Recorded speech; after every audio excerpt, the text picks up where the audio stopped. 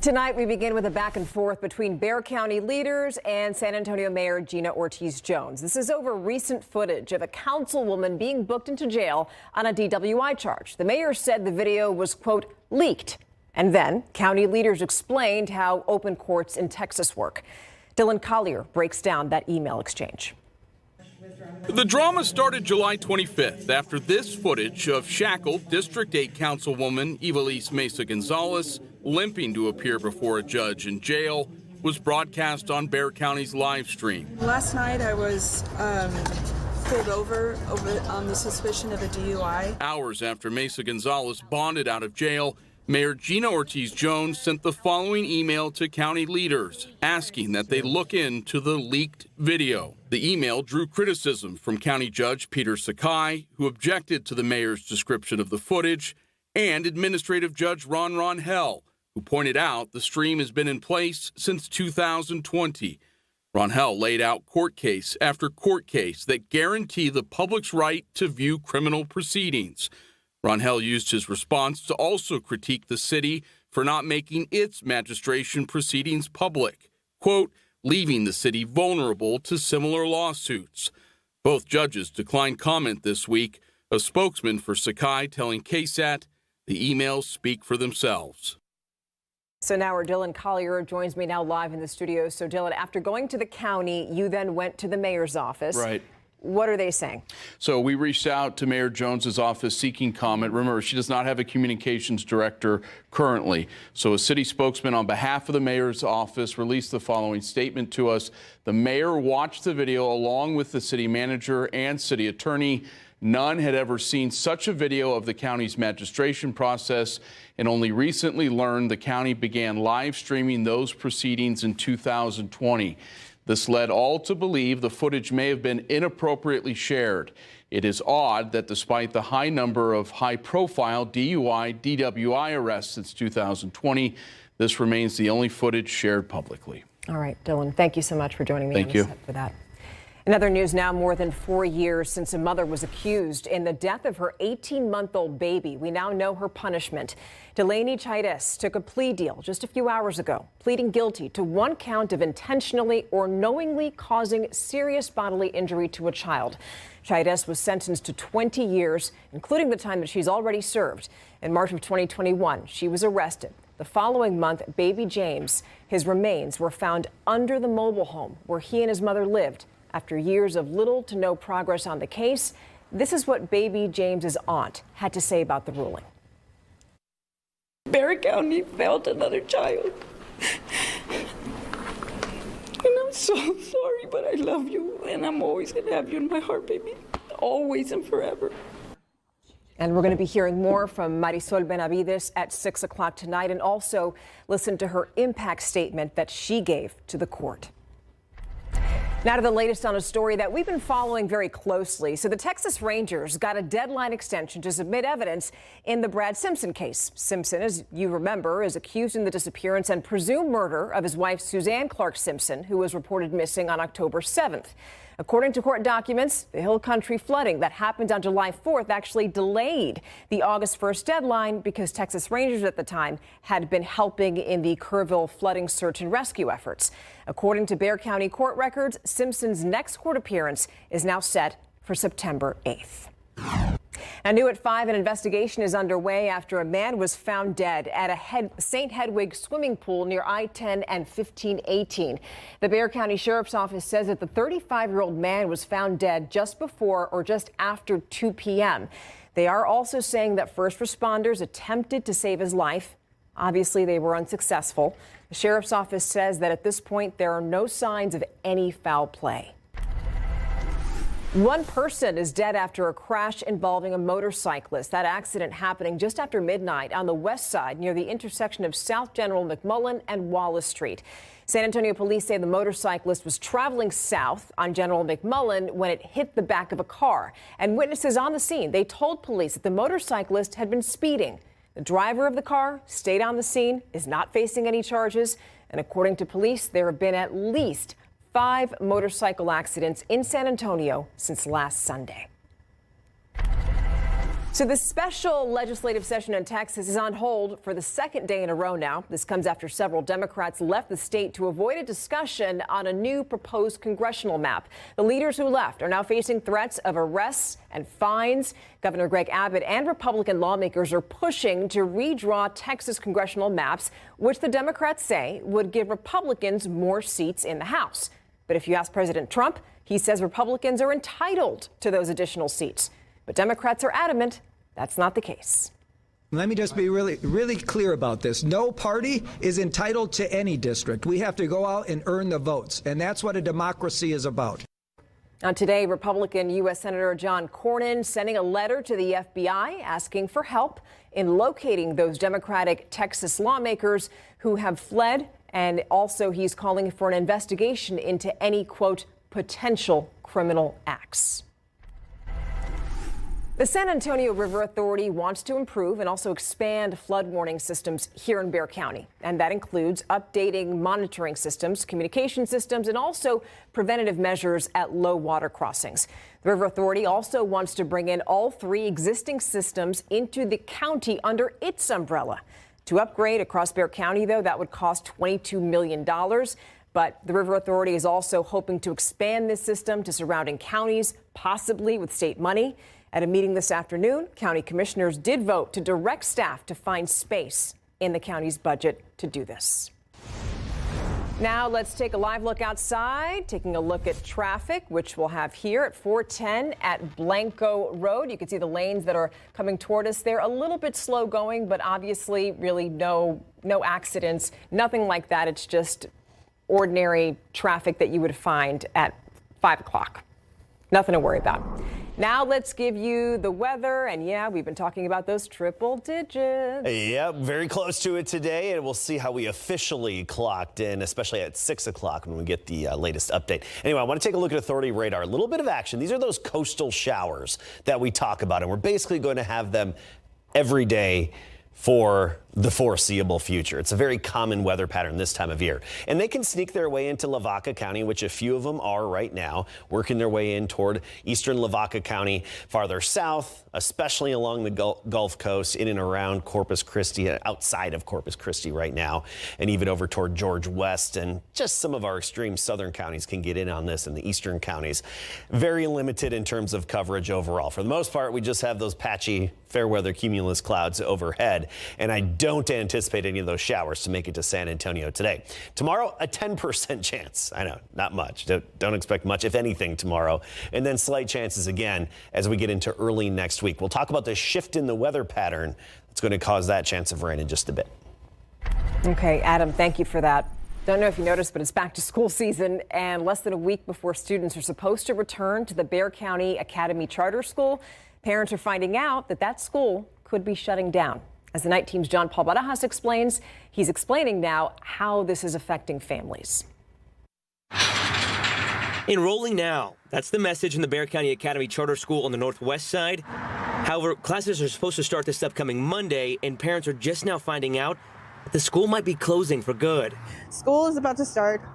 Her school, if it is going to stay open, it's supposed to start on August 11th, as well as a lot of other schools. So I feel that a week, like, how much can I get done in a week? Regina Vogelsberg explains she re-enrolled her daughter at the end of the last school year, adding she called the school last week because she thought it was strange no meet the teacher night had been scheduled. Like, I had to call them to find out what's going on. You would hope that they would have a decision already in place. That's another thing that frustrates me, is the fact that if there's going to be a school that's going to shut down, at least let us know 2 months in advance, so that way the parents can have enough time to prepare for all this. On top of the frustration from not being given a heads up about the situation, Vogelsberg says there's also a lack of knowledge on what's going on her daughter's campus.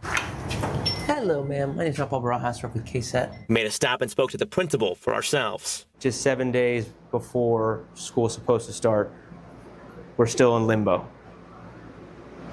Basically, yeah. For parents concerned, were they not notified that this could have happened, or? All of that has to be directed to Mr. Miller. As far as I'm concerned, I'm opening up on Monday. My staff came back today, and that's where we're at. If that doesn't happen, is there any advice for parents who would be looking for a school or scrambling to find a school? They are to contact the superintendent. And you still no idea when a decision will be made?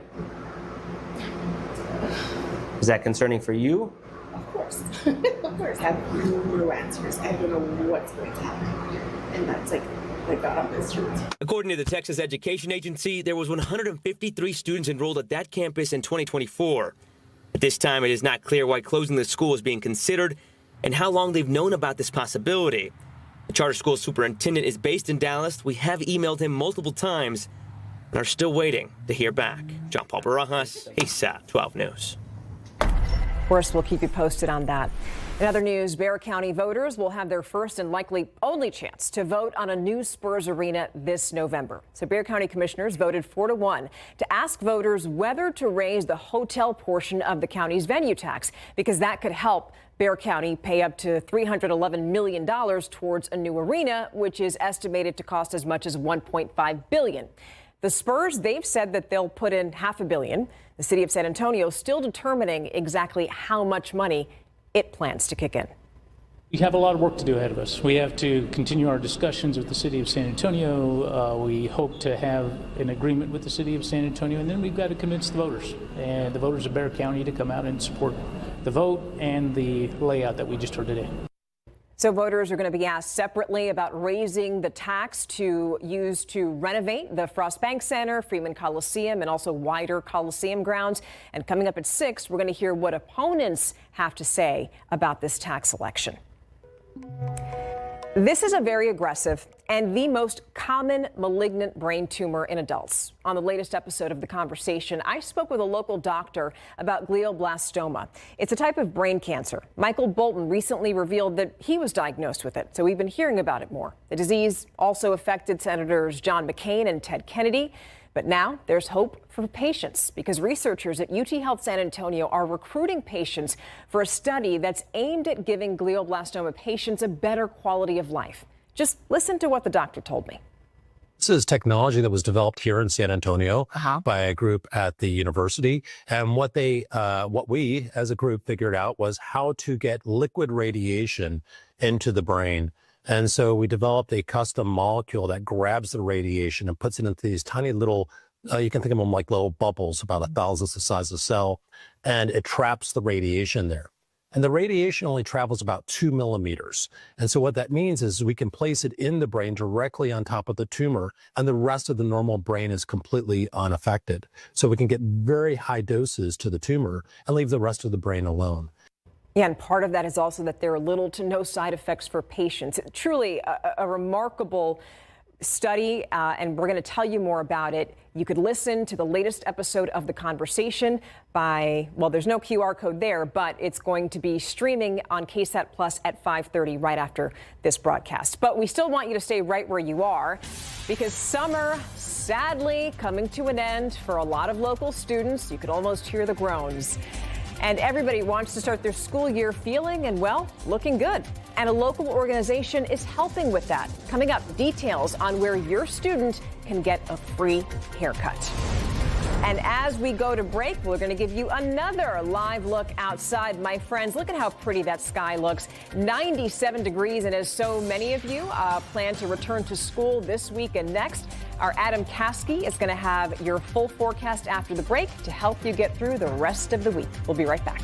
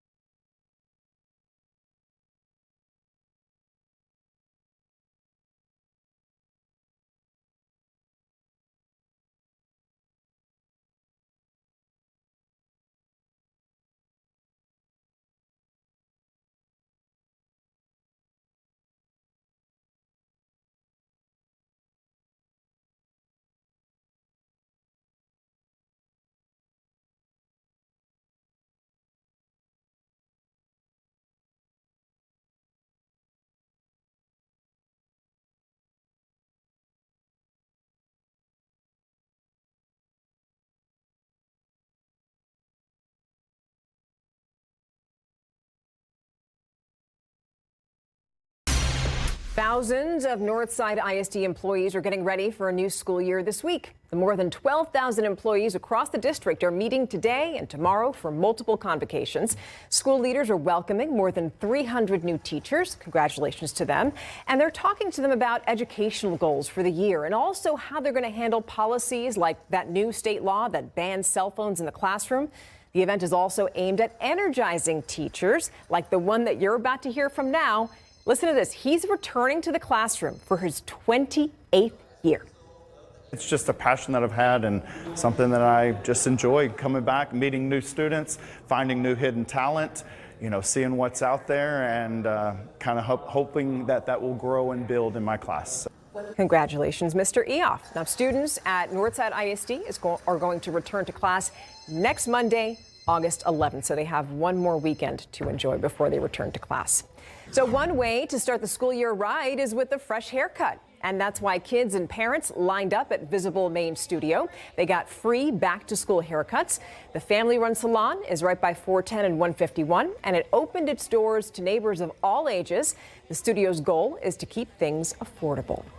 People are like, oh, it's just hair, but that's people's confidence sometimes. So sometimes I have kids at school, who they don't get that, or they don't get a chance to go in, or for whatever reason. So it's nice just to know that all the kids are going to start, clean and groom.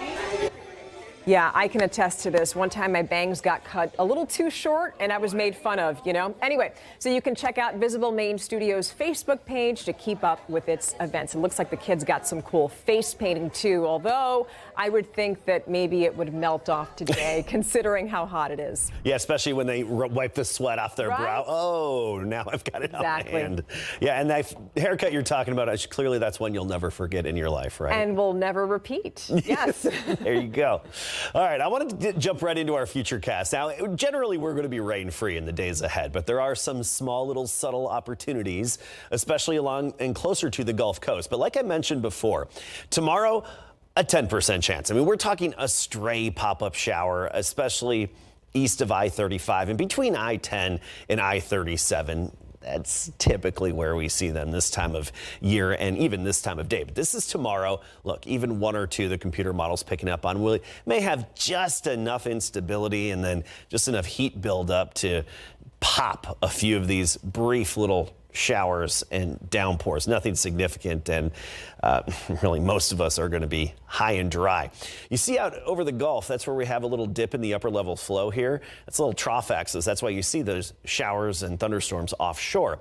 Main feature though, and one that we're more accustomed to this time of year, Big Blue H, the upper level high, a clockwise circulation around it. It's not directly overhead. That's the key here. It's not like summers past where it just plants itself right overhead. It's actually off to the west over New Mexico, and it's going to drift northward over the coming days and break down a little bit. And that opens the door for a weak disturbance in the upper levels to develop over the Gulf and move in by Sunday on into Monday and even Tuesday of next week. This is just a subtle little ripple in the upper level flow that should be progressive and give us a slight chance of a few showers. Again, it's a 20% chance basically Monday and Tuesday and a 10% chance even on Sunday. So nothing significant. Otherwise, just the typical heat and humidity this time of year. I do want to point out Tropical Storm Dexter, just north of Bermuda, not much left of it. Max winds at 40 miles per hour. That's it. That's moving out into the open ocean, into the North Atlantic, becoming a post-tropical cyclone soon. And a few areas of potential development. 40% chance just off the Carolina and Georgia coastline. And then also way out in the middle of the Atlantic, a 50% chance of development of another ripple in the upper level flow that's currently coming off Africa that may develop into a tropical system. Just, what we're watching in the days ahead, but nothing that would move toward Texas, at least not as of now. 97, our high temperature so far today. That's exactly average. And even the morning was a little below average at 72. But notice the record, 104, set back in 1964. That gives you an idea of the potential, of course, this time of year. 97 right now, dew point is 64, so it feels like it's 99 degrees. Feels a few degrees warmer than the air temperature. By and large, mid to upper 90s. Even 93, Comfort, Bernie, 96, Canyon Lake. Floresville, at triple digits. Kelly Field measuring triple digits. Sabinal at 100.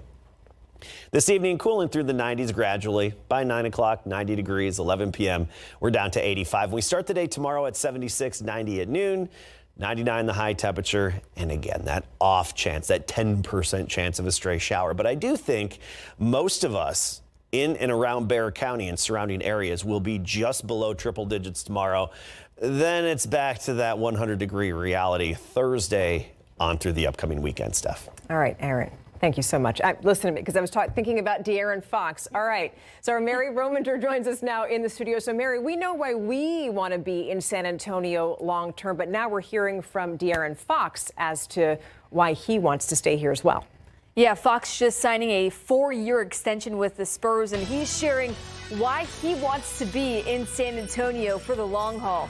And San Antonio native Josh Young was the hero for the Rangers against the Yankees last night after the break.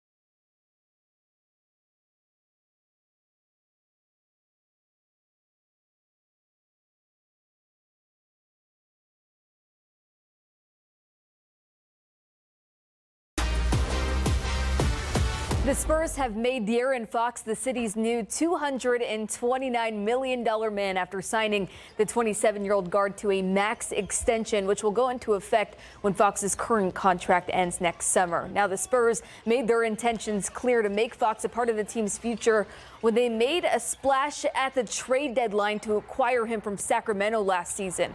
The feeling was mutual. Fox, well, he has vivid memories of the Spurs' glory days. Growing up as a basketball fan, he's always wanted to play for a storied club like the Spurs. Obviously, like the first one, I probably don't remember, but all the ones after that, I can vividly remember all of those. So just being able to be a part of an organization like this who have won so much in your lifetime, like you come in here and you feel that in the environment, you feel that in the fans, and then you go into the practice facility or you go into the arena and you see those banners hanging. Fox's full interview coming up on KSAT Sports Now at 7. 1-1, and there's a swing and a fly ball deep out to left. That one is gone! Josh Young did it! MacArthur alum Josh Young, the hero last night for the Rangers. Young sent the long ball to left center. It was a 3-run bomb in the top of the 10th inning to keep the Yankees winless in August. Young said he takes it personal when guys get intentionally walked before him. While it's a compliment to the player, in this case Wyatt Langford, Young made Jake Bird pay. Incredible home run and an epic bat flip. And by the way, Bird was demoted to AAA today. Manu Ginobili is throwing out the first pitch on the Mission's Hill Country Flood Relief Night this Saturday, 7:05 start. Ginobili already managing people's expectations on X today, saying, quote, "It'll be my first time ever throwing a baseball. No experience, unless you count skipping rocks growing up." Manu hoping to keep it in the strike zone as well. And look at that AI pick. Hilarious. I believe that one. Yeah, it looks real good. All right, we'll be right back after the break.